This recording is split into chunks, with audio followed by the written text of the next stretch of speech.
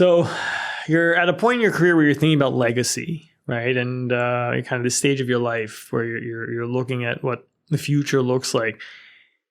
What does that legacy mean for you professionally and personally? Well, I came into this game, just really wanted to be respected by my peers. I didn't come into this to get rich and be a movie star. I never liked that adage that people always talked about. Well, I'm the best looking kid in Oklahoma, and I'm gonna go out to Hollywood, be a movie star. You know, all these actors many times, and I come from New York theater. I come from Lincoln Center, La Mama, all these places, regional theater, classical repertory, and I remember actors saying, "Well, I'm going to try Hollywood for 6 months and see what happens."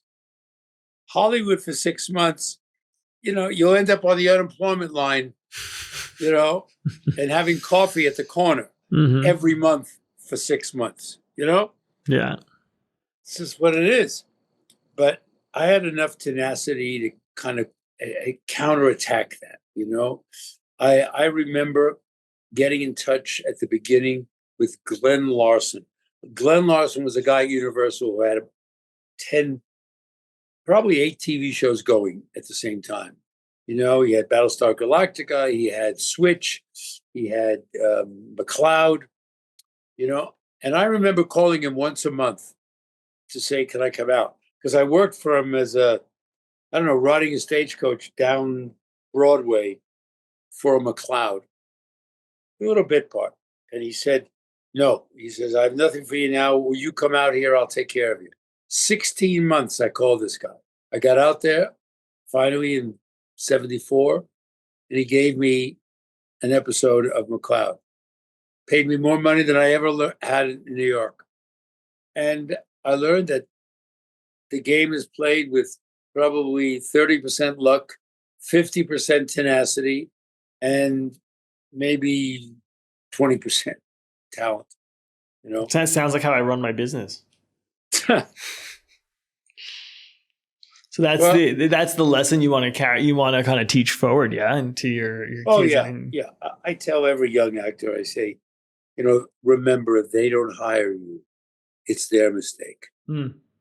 I remember a story I was telling the other day that it was 1982, and I just stepped on a charcoal the day before at a barbecue, and I was really laid up. Mm. And my wife said to me, she says, we're kind of running out of money. She says, what happens if you don't make it?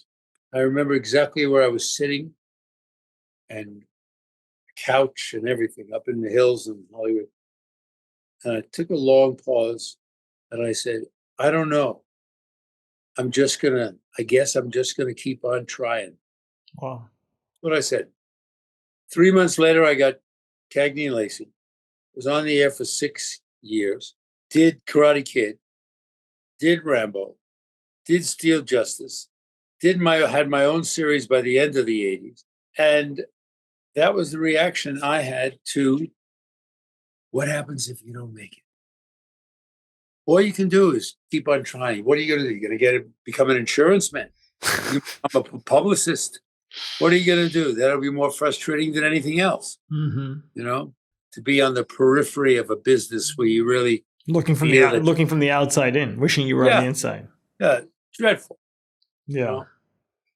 Although those are wise words, and I think I hope people listening are inspired by it, especially on the days where they want to give up. They find that little bit of energy to keep trying, because that next round of effort could really tip the scales in your favor. Yeah, the next round of effort. I never looked at it like that. The next round of effort. And I always tell that to my son. And the good thing about what he does is he's tapped into himself 20 years before I tapped into myself. So his work I've watched is improved show by show, audition by audition. And Jessie Kove is wonderful. And my daughter, she unfortunately wants to be 5 things at one time. She wants to be a therapist, a mother, single mother. She wants to be a writer, a composer, and an actress. Really hedging. It's hard to do. Yeah. At the same time. But Each one of them's a full-time job. yeah, and she's probably more talented than Jesse or I. You know, but Wow. so be it. Well, I appreciate you sharing all that with me. I think you've done very well for yourself, obviously, but you're also incredibly inspiring. And there's a part of you that we don't get to see in some of these roles that you've played. And I know you've played some other roles as well that we talked about. But the iconic sensei is just a huge part of when you look at you, what you think, and getting to see the other side of you was a real treat. So I appreciate you bringing your full self to the conversation and letting me see that.